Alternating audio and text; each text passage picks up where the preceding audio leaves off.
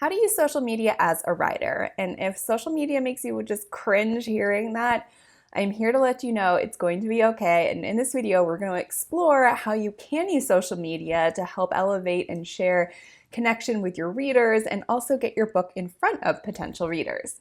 So be sure to like this video and subscribe to the channel if you need more tips along your writing journey. Hi, I'm Charlotte. I am your book coach and developmental editor, and I help women write, edit, and publish books that inspire and create positive impact in this world. So social media can feel both like a blessing and a burden for writers. On one hand, it's a very powerful tool for connecting, and another, it can feel like it's so hard to break through the noise, or it feels performative, and it can also just be plain distracting. But if you are a writer and a creative that's looking to share your work in the world and want to use social media as an avenue to do so, I'm going to share tips in this video to help you get the most out of the time you spend on social media so that you can really focus on getting eyes on the powerful words that you have written and connecting with your readers. So whether you're just starting out on your social media journey, or maybe you're reevaluating or refining how you want to use social media moving forward as a writer, I want to explore some very intentional approaches to social media so that you don't get burnt out or feel like you're just getting lost in the mess or feel like you're losing your voice.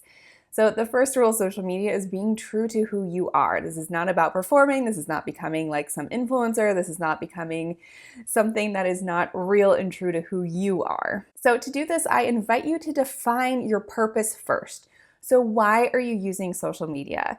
I know for a lot of writers, this is about getting eyes on your work. It's about getting more people's attention so they understand that you have a book that you want to share with the world. So I invite you to really ask yourself, and you can write down a journal on this if it's helpful, but what is the purpose for you using social media? In other words, why is social media going to be a part of you sharing your work in the world? So this is really understanding your goal for social media. And so some goals might be that you're looking to build community with fellow writers and readers.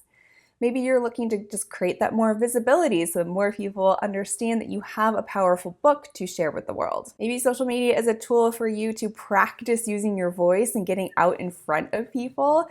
I know as writers, it can be really hard to get out from behind our book and be in front of it. So maybe this is you expanding and learning how to speak more publicly, or hearing your voice on video. I know it can feel uncomfortable. When I first started making these videos, I was like, ooh, cringe. But it is something now I don't even notice because I've continued to show up and practice. Maybe you want to use social media to share more of your writing journey and share the behind the scenes process of what it really takes to bring a book forward. And maybe you're also looking to attract speaking engagements. Maybe you're looking to show up at book signing events or have speaking gigs or attract an agent. There's so many different reasons for why you might be using social media, and it might be all of the above. So just getting really clear on why your presence on social media is going to have a purpose for you is going to be really valuable, because why you're showing up on social media ultimately becomes your compass. So it'll help you decide what you're going to share, who you're going to follow, how you want to spend your time on social media in a way that's very supportive and not ultimately distracting you from your writing goals or other goals you're pursuing. So one of the big myths about social media is that you need to be on all of the platforms. And this might have been true back in the day when all the platforms started because everyone was kind of testing them out, learning. But right now, it's about focusing on what's going to have the most effort for you. And that might mean that you need to try out a couple platforms to see what traction you can gain, and then really focus your energy on where you feel like you're connecting with people the most. So what's really cool about some of these platforms that now that they've had time to mature and develop, you really get an understanding or a vibe for each of the platforms and can know how and when you want to show up. So it's really about choosing a platform that really fits your personality, your content, and ultimately where your ideal readers are.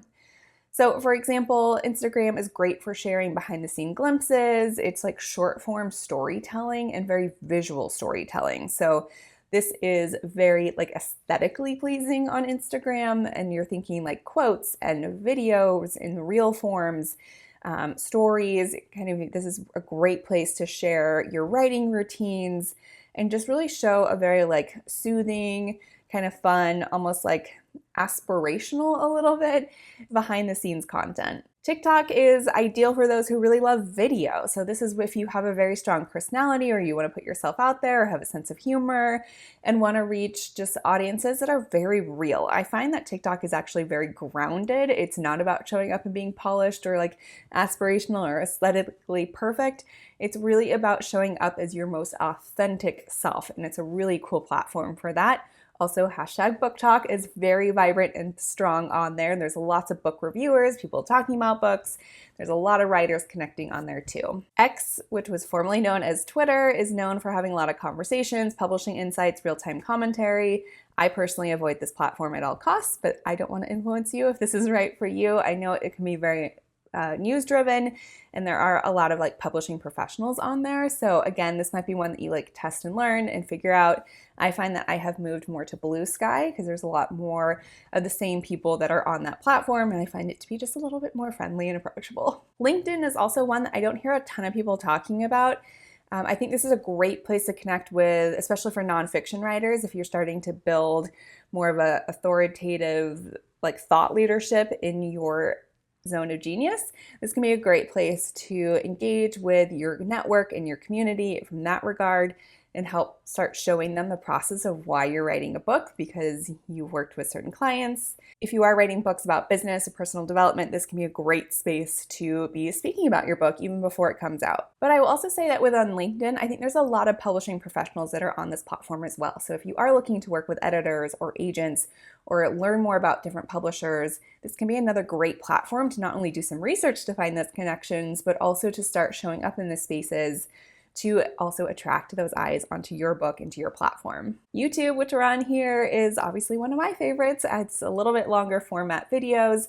I find they're great for like the how-tos, for writing blogs, tutorials, doing question and answers. It's just like a wealth of information if you need to know how to do anything. YouTube is a great place to do that. Substack and blogging in general is something that's become very powerful. Obviously, as writers, we love to write, so this are great platforms to help you just focus on writing blogs or building a newsletter and just kind of fostering a deeper connection with your readers. So ultimately, it doesn't matter which platforms you choose. It's about maybe selecting 1, 2, or 3 that feel most right and authentic to you and the types of content you want to be creating. Maybe you're not ready for a video yet, and that's perfectly okay. Not everyone needs to be on video, but if you really want to come through in your writing, maybe you're looking at Substack and seeing what that looks like for you. Or maybe you're looking at Instagram, where you can just kind of post like different quotes and have like longer captions for your storytelling.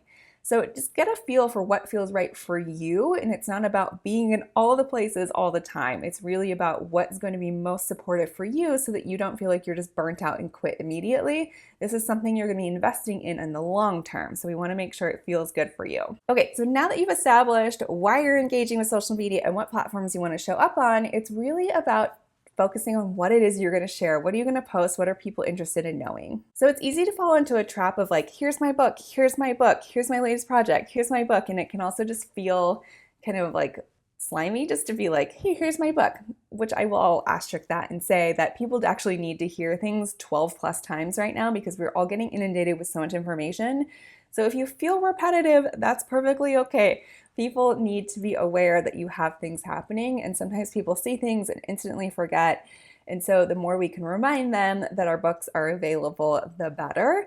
However, we can also weave in other content so it feels very authentic to us, but also for those who are seeing more of our posts, they can also just feel like they're part of the process. So people ultimately want to connect with people. It's not just about the books we're producing. People love to know who the author is behind the book.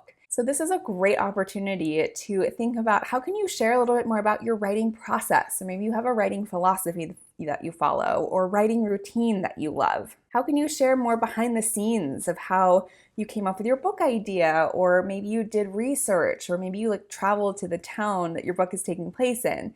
How can you share more of those experiences around not only how your book came to be conceptually, but you can also share like, what was your drafting process like? What was your revision process like? What was your querying process like? What was the self-publishing journey like?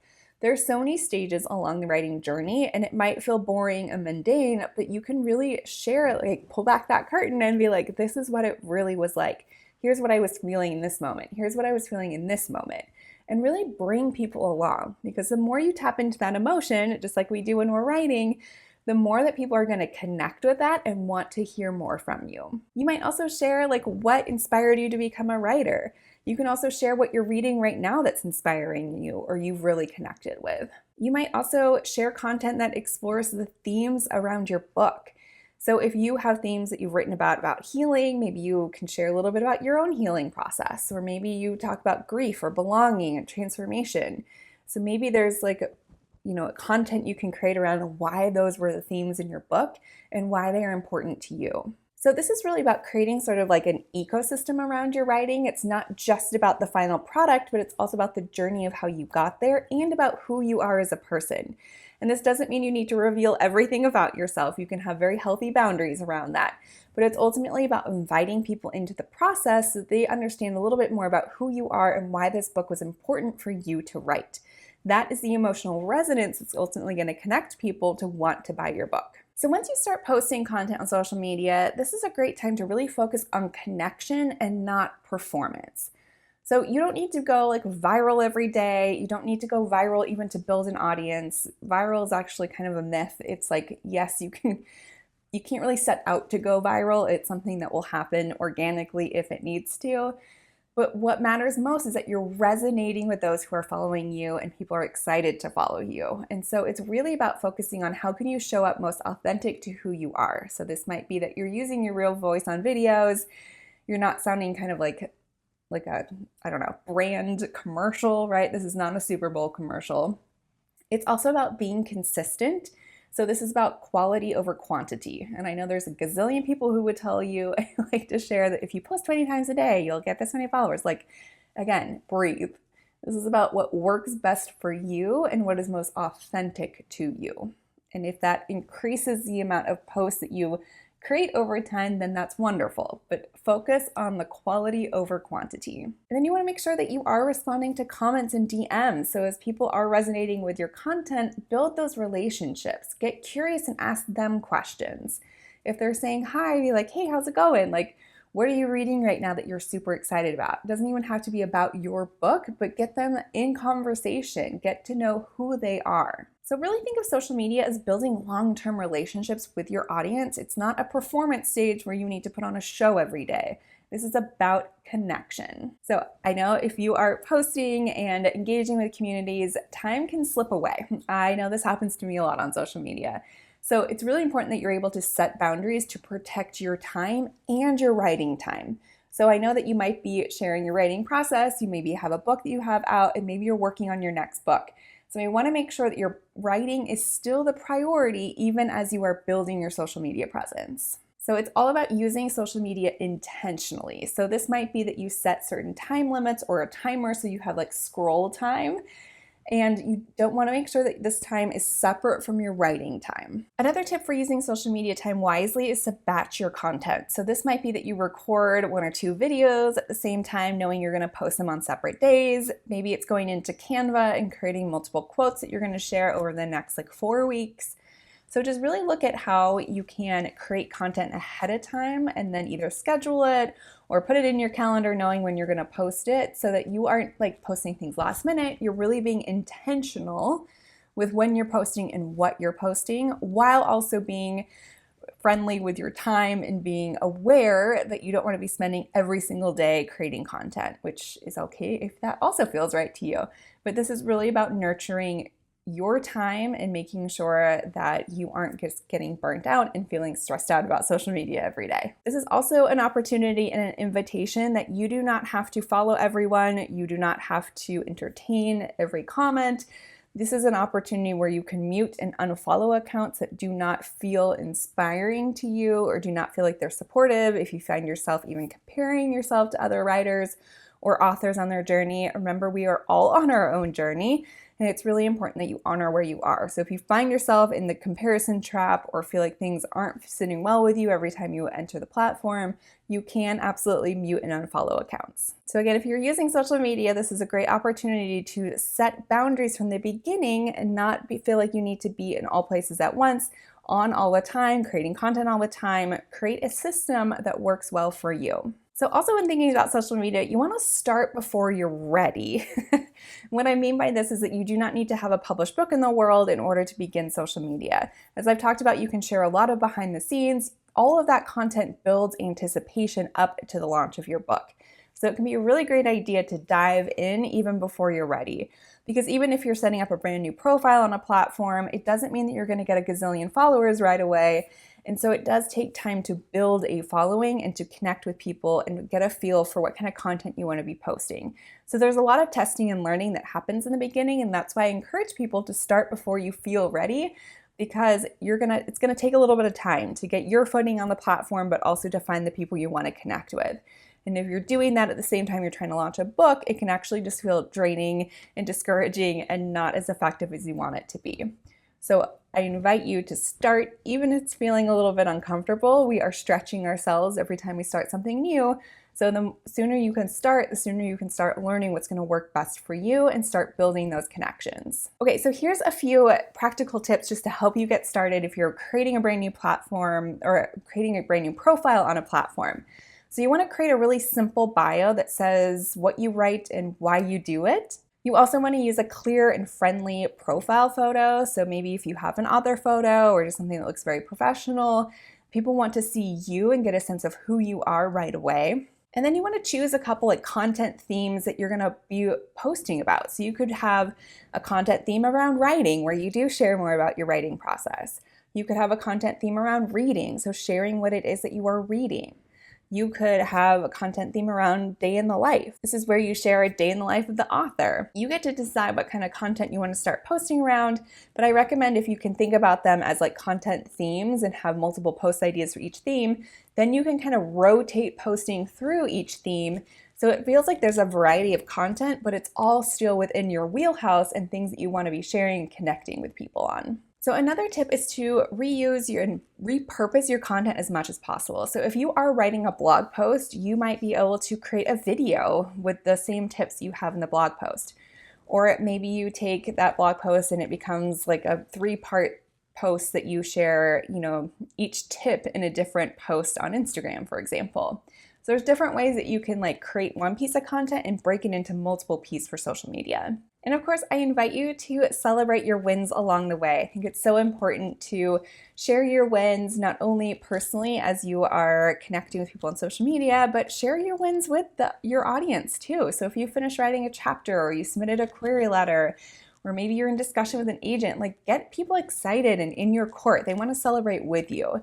It might feel small, but I can guarantee you that impact of being able to share those wins, not only personally, but with your community, can be so powerful. So at the end of the day, social media is another tool in your writer toolbox to help connect with other people.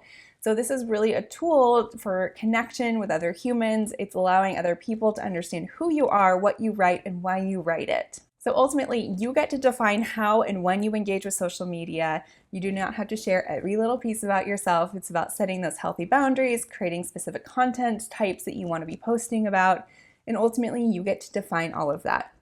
But it's really important to be consistent and focus on that quality over quantity. So your online presence is another tool within your author platform. This is where you get to be honest and really be authentic to who you are. And it's all about bringing people together and sharing about the book that you want to have out in the world that's going to inspire and impact so many people. So if you found this video, please like it, subscribe, and I'd love for you to drop your social media profiles below in the comments. Let's follow each other, support each other, and let's help each other build community around the books that are so important to have out in the world today. So thank you so much for being here, and I will see you in the next video.